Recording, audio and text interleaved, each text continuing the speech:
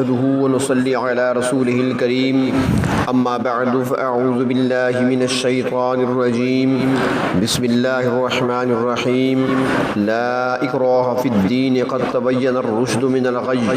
فمن يكفر بالطاغوت ويؤمن بالله فقد استمسك بالعروة الوثقى لا انفصام لها والله سميع عليم الله ولي الذين آمنوا يخرجهم من الظلمات إلى النور والذين كفروا أولياؤهم الطاغوت يخرجونهم من النور إلى الظلمات أولئك أصحاب النار هم فيها خالدون صدق الله مولانا العظيم مولاي صل وسلم دائما أبدا على حبيبك خير الخلق كلهم۔ آج درس نمبر 161 ہے اور سورۃ البقرہ کی آیت نمبر 256 257۔ پہلی آیت میں یہ بات بیان فرمائی جا رہی ہے کہ کسی کو دین اسلام قبول کرنے پر زبردستی مجبور نہیں کیا جائے گا، اور دوسری آیت میں یہ بتایا گیا ہے کہ اللہ تعالیٰ ایمان والوں کا دوست ہے جبکہ کافروں کا دوست شیطان ہے۔ تم کسی کو ایمان لانے پر یا ایمان قبول کرنے پر ہرگز مجبور نہ کرو، اس لیے کہ ایمان ایک نظریے کا نام ہے اور نظریہ کبھی بھی کسی سے نہیں کیا جا سکتا، وہ تو دلائل سے اور دلائل میں غور و فکر سے اور افہام و تفہیم سے خود بخود دل میں اترتا ہے۔ جب ایمان اور کفر، ہدایت اور ضلالت کا فرق واضح ہو چکا تو اب جبر و اکراہ کی ضرورت ہی کیا ہے؟ جس کی عقل تعصب سے پاک ہوگی اور جسے فطرت سلیمہ سے نوازا گیا ہوگا وہ خود بخود دین میں داخل ہو جائے گا۔ اور یہ دعویٰ بھی باطل ہے کہ جو کہا جاتا ہے کہ اسلام تلوار سے پھیلا ہے، ایمان قبول کرنے والوں کو تو یقیناً جبر و تشدد کا سامنا کرنا پڑا، لیکن محض ایمان قبول نہ کرنے کی وجہ سے کسی ایک فرد پر بھی تشدد نہیں کیا گیا۔ جہاں تک جہاد کا تعلق ہے، جو کیا گیا، امت مسلمہ نے جو جہاد اب تک کیا ہے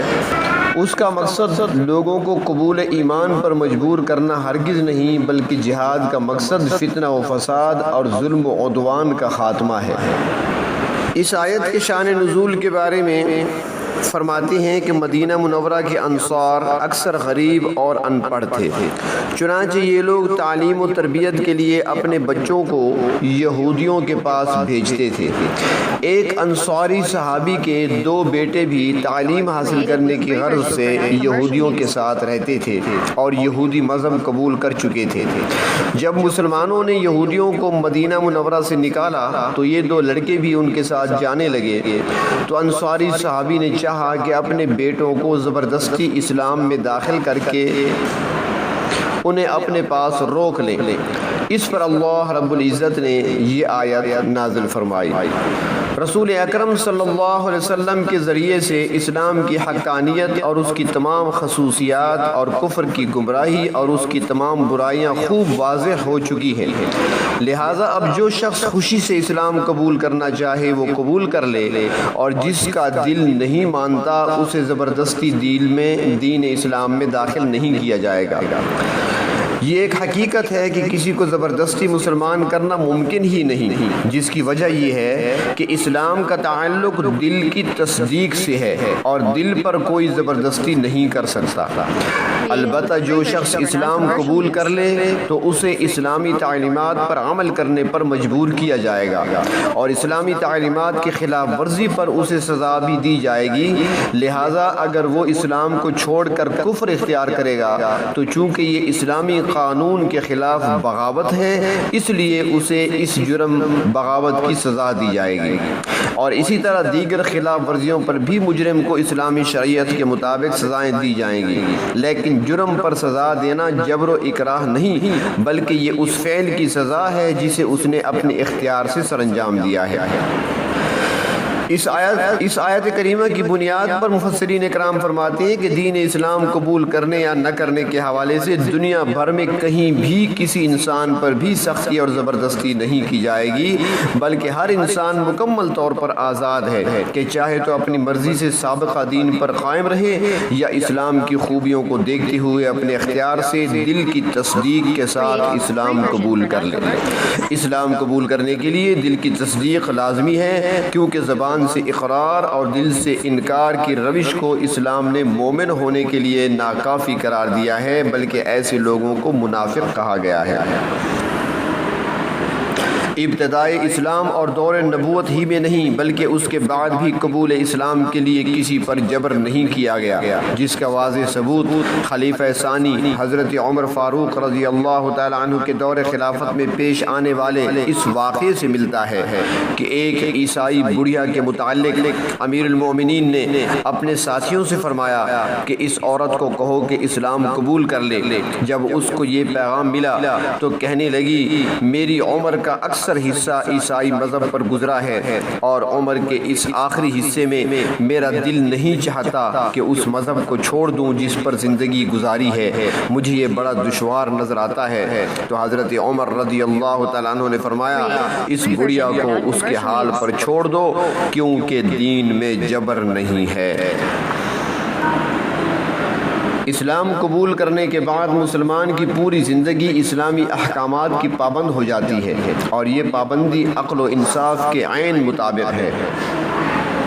اور ایسا ہونا نظام کی بقا کے لیے اشد ضروری ہے۔ یہ اکراہ فی الدین نہیں، یعنی مسلمانوں پر اسلامی احکامات پر عمل کرنے کے سلسلے میں جبر کرنا جو ہے، اس کی مثال ایسی ہے جیسے کسی درسگاہ میں کسی ادارے میں داخل ہونے کے بعد اس کے قواعد پر عمل کرنا لازم اور عمل نہ کرنا جرم تصور کیا جاتا ہے، حالانکہ اس درسگاہ میں داخلے کے سلسلے میں کوئی جبر نہیں کیا جاتا۔ اس لیے اس طرح اسلام نے اسلام قبول کرنے کے حوالے سے تو نظریاتی آزادی دی ہے، لیکن اسلام چھوڑنے کے حوالے سے یہ جبر قائم رکھا ہے۔ فرمایا لا اکراہ فی الدین، دین کے معاملے میں جبر نہیں ہے، کسی کو دین میں زبردستی داخل کرنے کی قطعاً اجازت نہیں۔ اس کی وجہ یہ ہے قد تبین الرشد من الغی، ہدایت گمراہی سے بالکل واضح ہو چکی ہے، اب کوئی اشتباہ باقی نہیں رہا، نیکی اور بدی کا امتیاز کھل کر سامنے آ چکا ہے، لہذا جو شخص اپنی مرضی سے اسلام میں داخل ہونا چاہے بلا جھجک اسلام قبول کر لے، اور جس کا دل نہیں مانتا وہ ایمان نہیں لاتا تو بے شک نہ لائے، اسے زبردستی دین میں داخل نہیں کیا جائے گا۔ فرمایا فمن یکفر بالطاغوت، جس نے طاغوت کا انکار کیا، ویؤمن باللہ، اور اللہ پر ایمان لایا، فقد استمسک بالعروۃ الوثقی، اس نے مضبوط کڑا پکڑ لیا، لا انفصام لہا، جو ٹوٹ نہیں سکتا۔ مطلب یہ ہے کہ جس شخص نے اسلام کا دامن مضبوطی کے ساتھ تھام لیا، اس کا ہاتھ گویا ایسی مضبوط جگہ پر پہنچ گیا جہاں پر وہ محفوظ ہو گیا، اب اس کو کسی قسم کا خطرہ باقی نہیں رہا، اور یہ ایسا مضبوط مقام ہے جو کمزور ہو کر ٹوٹ بھی نہیں سکتا، بلکہ یہ ہمیشہ حق پر قائم رہے گا۔ قرآن حکیم میں طاغوت کا لفظ 8 مرتبہ استعمال ہوا ہے۔ عام طور پر اس کا ترجمہ شیطان کیا جاتا ہے، لیکن اس کی تشریح میں مفسرین حضرات نے مختلف اقوال نقل کیے ہیں۔ حضرت عمر اور حضرت حسین رضی اللہ تعالیٰ عنہما فرماتے ہیں کہ اس سے شیطان مراد ہے۔ حضرت امام مالک رحمۃ اللہ علیہ نے فرمایا کہ اللہ تعالیٰ کے سوا جس کسی کی بھی عبادت کی گئی وہ طاغوت ہے۔ بعض حضرات کے نزدیک اس سے مراد اصنام یا بت ہیں، لیکن بعض فرماتے ہیں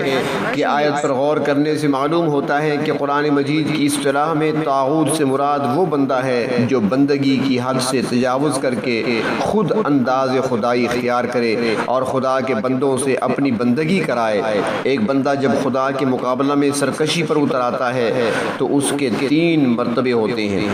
پہلا مرتبہ یہ ہے کہ عقیدتاً تو بندہ اللہ تعالیٰ کی اطاعت کو حق مانے، لیکن عملی زندگی میں اس کے احکام کی خلاف ورزی کرے، اس کا نام فسق ہے۔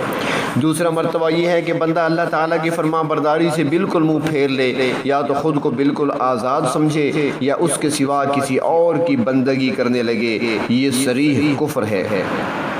اور تیسرا مرتبہ یہ ہے کہ بندہ حقیقی مالک یعنی اللہ سے بغاوت کر کے اس کے ملک اور اس کے بندوں پر خود اپنا حکم چلانے لگے۔ جو شخص اس حد تک پہنچ جائے اس کا نام طاغوت ہے۔ حقیقت میں اللہ تعالیٰ کا کوئی بھی بندہ اس وقت تک مومن نہیں ہو سکتا جب تک وہ اس طاغوت کا انکار نہ کر دے۔ فرمایا واللہ سمیع علیم، اور اللہ تبارک و تعالی ہر شے کو سننے والے اور جاننے والے ہیں، اور انسان کے ارادے تک سے واقف ہیں کہ وہ کوئی کام نیک نیتی سے کر رہا ہے یا بد نیتی سے، وہ ہر ایک کی پکار کو بھی سننے والے ہیں۔ آگے اللہ رب العزت نے اہل ایمان کو ملنے والے انعام کا تذکرہ فرمایا کہ جو شخص دین اسلام کے ساتھ وابستہ ہو گیا اور اللہ رب العزت اس سے راضی ہو گیا، اللہ ولی الذین آمنوا، اللہ تعالیٰ ان لوگوں کا دوست، رفیق، کارساز، مددگار یا ولی ہے جو ایمان لائے۔ ولی کے اندر یہ سارے معنی پائے جاتے ہیں۔ اللہ تبارک و تعالیٰ ایمان والوں کی مدد اس طریقہ سے فرماتے ہیں کہ یخرجہم من الظلمات الی النور، ان کو اندھیروں سے روشنی کی طرف نکال لیتے ہیں۔ حافظ عماد الدین ابن کثیر رحمۃ اللہ علیہ فرماتے ہیں کہ یہاں حق یعنی اسلام کو نور سے اور باطل یعنی کفر کو ظلمات سے تعبیر کیا گیا ہے۔ اس آیت کا مطلب یہ ہے کہ اللہ تعالیٰ نے ایمان والوں کو کفر کی اندھیریوں سے نکالنے کے لیے انبیاء علیہ السلام مبعوث فرمائے اور ان پر کتابیں نازل فرمائیں، اور جو ایمان والوں کے دلوں کو نور ہدایت سے بھر دیتی ہیں۔ لہٰذا جس شخص نے انبیاء علیہ السلام اور ان پر نازل شدہ کتابوں کی تعلیم کے مطابق اپنا تعلق اللہ سے جوڑا اور اللہ تعالیٰ کے دامن کو مضبوطی سے پکڑا، تو اللہ رب العزت ایسے شخص کو کفر و شرک اور نفسانی خواہشات کی تاریکیوں سے نکال کر ایمان اور توحید کی روشنی عطا فرماتے ہیں، جیسا کہ سورۃ زمر آیت نمبر 22 میں ہے۔ ترجمہ ہے اللہ تعالیٰ جس کے سینے کو اسلام کے لیے کھول دیتا ہے وہ اپنے رب کی طرف سے روشنی پر ہے، یعنی اللہ تعالیٰ ایمان والوں کو جہالت، نفسانی خواہشات اور وساوس کے اندھیروں سے نکال کر نور ہدایت کی طرف لے آتے ہیں۔ یہاں پر ایک نکتہ بھی ہے مفسرین نے بیان کیا ہے، تفسیر روح القرآن جلد اول میں ہے کہ قرآن مقدس میں جہاں بھی نور جس کا معنی روشنی کا لفظ استعمال ہوا ہے مفرد استعمال ہوا ہے، یعنی ایک واحد، جبکہ ظلمات کو جمع استعمال کیا گیا ہے۔ اس میں ایک باریک نکتہ یہ ہے کہ حق ہمیشہ ایک ہی ہوگا، اور کفر کے طور طریقے چونکہ انسانوں کے اختیار کردہ ہیں لہٰذا وہ مختلف اور کئی ہوں گے جو تمام کے تمام باطل ہیں۔ امام واقدی رحمۃ اللہ علیہ فرماتے ہیں کہ قرآن مجید میں جس جگہ ظلمات و نور کے الفاظ آئے ہیں ان سے کفر و ایمان مراد ہے۔ تو اللہ تبارک و تعالیٰ فرماتی ہیں، ایک جگہ اللہ تبارک و تعالیٰ فرماتی ہیں اگر اللہ سے تم ڈرتے رہو گے تو اللہ تعالیٰ تمہارے لیے ہر تاریکی میں راستہ پیدا کر دے گا، تمہارے راستے کو روشن کر دے گا، مشکلات کو حل کر دے گا اور تمہارے تمام امور میں آسانی پیدا کرے گا۔ ایک اور جگہ فرمایا کہ اہل ایمان دوسرے لوگوں کے درمیان روشنی میں چلے گا، جس نے ایمان کا راستہ نہیں پکڑا وہ اندھیروں میں بھٹک گیا، اس کے لیے تمام معاملات میں اندھیرا ہی اندھیرا ہے، مگر اہل ایمان ایسی روشنی سے منور ہیں جو اسے برزخ میں بھی کام آئے گی اور ان کی قبر میں بھی روشن ہو جائے گی۔ جناب نبی کریم صلی اللہ علیہ وسلم نے ارشاد فرمایا نماز مومن کے لیے قبر میں روشنی پیدا کرے گی۔ اسی لیے فرمایا کہ اللہ تعالیٰ ایمان والوں کو اندھیروں سے نکال کر روشنی کی طرف لاتے ہیں۔ فرمایا والذین کفروا، اور جن لوگوں نے کفر کا راستہ اختیار کیا، اولیاؤہم الطاغوت، ان کے ساتھی طاغوت ہیں، اور ان کا کام کیا ہے، یخرجونہم من النور الی الظلمات، وہ انہیں روشنی سے اندھیروں کی طرف نکالتے ہیں۔ ظاہر ہے کہ جب شیاطین کے حد چڑھ جاتے ہیں تو کوئی انہیں کفر کی طرف لے جاتا ہے، کوئی شرک کی طرف، اور کوئی بدعت کی طرف، کوئی ترغیب دلا کر معصیت کی طرف لے جاتا ہے۔ ایسے لوگ بہرحال دین و ایمان کی روشنی سے نکل کر اندھیروں کی طرف ہی جاتے ہیں۔ تو فرمایا کہ جو لوگ روشنی سے نکل کر اندھیرے کی طرف جائیں گے ان کا انجام یہ ہوگا کہ اولئک اصحاب النار، یہی لوگ اہل دوزخ ہیں، ہم فیہا خالدون، یہ ہمیشہ ہمیشہ دوزخ کی آگ میں ہی جلتے رہیں گے، وہاں سے نکلنے کی کوئی امید نہ ہوگی، ان کا ٹھکانہ وہی ان کا ٹھکانہ ہوگا، بہت برا ٹھکانہ ہے جو ان کو وہاں پر ملے گا۔ اور ان کے مقابلے میں جو اہل ایمان ہیں وہ کامیاب ہو جائیں گے، ان کا ٹھکانہ ہمیشہ کے لیے جنت ہوگا، وہ دائمی عیش و راحت میں ہوں گے، کیونکہ انہوں نے دین اسلام کے مضبوط کڑے کو پکڑ لیا اور پھر اس گرفت کو کمزور نہیں ہونے دیا۔ وآخر دعوانا ان الحمد للہ رب العالمین۔